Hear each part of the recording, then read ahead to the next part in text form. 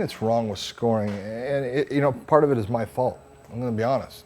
It's antiquated. There has to be ways to account for the difference of close rounds compared to, significant rounds where it's easy to say, oh, fighter A beat fighter B. Doc Hamilton has come up with what he calls his MAS. It's mixed martial arts specific scoring. The first thing he does is he changes the criteria and he puts in damage like we tried to do long ago. Second thing you're going to have is you're going to be able to do a half-point system. You're not going to have draws anymore. No one wants to see a draw. It's like kissing your sister.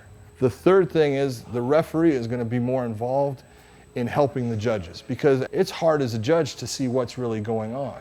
And the last thing is there's going to be a table judge. He will score and there will be a point system for him. And so if this score and using the half-point system, it still ends up a tie, you'll now go to the table judge who will, based upon technical aspects of the fight, here's the person that won the fight, and they'll get the decision. For the evolution of the sport, that's the way to go. If I could be remembered for anything, it's that, I tried to make the sport better as far as I want to make it fair. I want every referee to be doing certain things inside of a cage so they do not give advantages to one fighter over another, making people understand what are dominant positions and why we let the fighters stay in these things. And because the fans are saying, stand them up, doesn't mean you stand them up. It's not the same as when you're there. You'll see things there that the fan will never see. If there's one thing that's going to cause a problem for the sport, in my opinion, is the weight cutting is going to always be detrimental to the health and safety of the fighters.